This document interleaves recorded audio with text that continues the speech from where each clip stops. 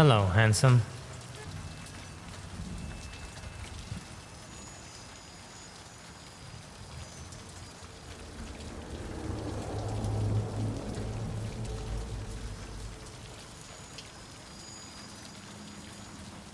What a day, huh? You look bored. I can fix that. How about some fun manga? See, that's more like it. The manga is called Oriwa Seikan Kokka no Aktokorioshu, or I'm the evil lord of an intergalactic empire. It's one of those manga that you can't judge by its title, or the cover, or the synopsis, or the first couple of chapters. Alright, I know I'm not making a good case for it, but hear me out, okay? When I first found this manga, I didn't have high hopes for it. I even tried the first chapter, and I just thought this manga would be bad, so I dropped it. But as I backed out from the chapter, I noticed the author's name. It's the same author of The World of Otome Games is Tough for Mobs, which is one of my favorite isekai manga. It's so freaking good. The manga, not the anime. The anime is garbage. When I found out that this manga was from the same author, naturally I was like, You want me to call? I didn't realize you were chill like that. Alright, you're good. That dude was so sick. I am now caught up to the latest chapter, and I gotta say, it's really fun. If you like the World of Otome Stuff for Mobs, then you're gonna love this one. They have a lot of similarities, like the world being a hybrid of sci-fi and fantasy. With mechs, lots of mech fights. The author really loves his mecha. So the story starts with a man lying alone in his bed. He coughs out blood, and it seems he's at the end of his road. The man reflects back on his life. He tried his best. He worked hard, got married and had a child, but in the end, it all came crumbling down. His wife divorced him, his boss framed him for fraud, and they started getting chased by debt collectors for a debt that wasn't even his. What a miserable life. As he lies there, he is visited by the most trustworthy looking guy ever. The strange man appears out of nowhere and offers to send the guy to another world where he can start his life anew. He introduces himself as Guide, but before that, he shows him the truth.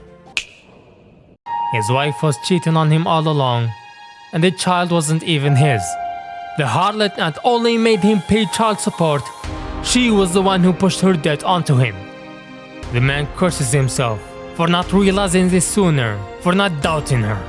He vows to get revenge. But it's too little too late now. It's time to move on. Then, the most trustworthy looking guy ever gives him a few options and tells him to choose which world he wants to get isekai to. The man chooses one at random and vows that in his next life, he will never let this happen again. He will cast away his kindness and become cruel and trample over others for his gain. He will become an evil lord. After the man dies, the most trustworthy looking guy ever starts laughing because he got himself a new food source. You see, this guy is a creature who feeds on people's resentment and negative emotions, and he was the one behind the man's misery all along. And that's why you should never trust a guy with a top hat. Even him sending the man to another world was also part of the plan. He told him he will be reincarnated as a rich noble and have an easy life, but instead he will ruin his life yet again, all in order to make the man resent him even more. The stronger the hatred, the more delicious the meal. Meanwhile, our protagonist wakes up as Liam Banfield. The world he was sent to is a sci-fi fantasy hybrid, where he is part of an interstellar empire, which is like, for example, a noble's territory in that empire is an entire planet, like in Dune. Humans in this world have long lifespans, they can live for hundreds of years. Liam is the heir to the Banfield house, a noble family that rules over a planet. Alright, where's the catch? On his 5th birthday, his parents handed over the entire planet to him. That doesn't sound bad. Then they took all the money and went to live in the capital. Also, the house is in debt. Also, the territory is poor. Also, there's public unrest. Also, they gifted him a robot maid. Wait, that one doesn't sound bad. Yeah, you're right. It's not. Nice. Yup. Totally no drawbacks at all. None whatsoever. Now the protagonist, being the perceptive genius gigamind that he is, still thinks this is all part of the plan to give him a happier life. And this is where we talk about what's really fun about this manga. The protagonist is the embodiment of the mission failed successfully message. It is hilarious. Everything he does is with the intention of becoming an evil lord and a tyrant, but it always ends up with him being loved and revered. And he is none the wiser. Like for example, he wanted to oppress his people by forcing them to pay a lot of taxes. Then he found out that his people are poor. So he thought it wouldn't make sense to force new taxes because the people wouldn't be able to pay them anyway. So he decided to instead develop his territory and enrich his people, then tax them. This guy is playing 4D chess in a checkers match.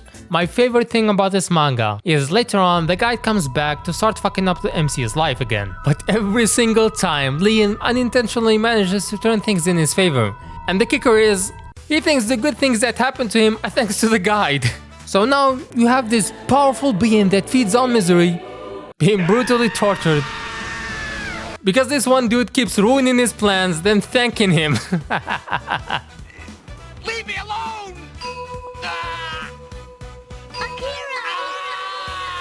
It never stops being funny.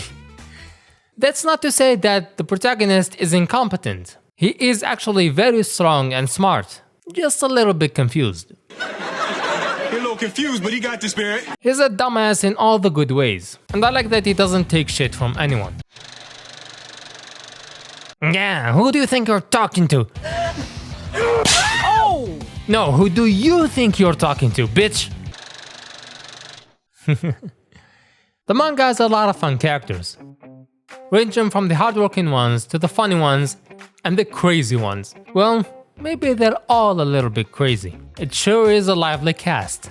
My favorite part in the manga so far is chapter 36, for obvious reasons. Rosetta must be protected at all costs. The art of this manga starts off somewhat good, but it gets better as the series go on. An anime adaptation was announced back in October. It's made by Studio Quad and it will be out this spring. Based on the trailer, it looks pretty fun. I like the protagonist's voice. But after how the anime of the world of Otome is Stuff for Mobs was massacred, I'm reluctant to get my hopes up. And that will be all for today. Thank you for watching, and I will see you next time.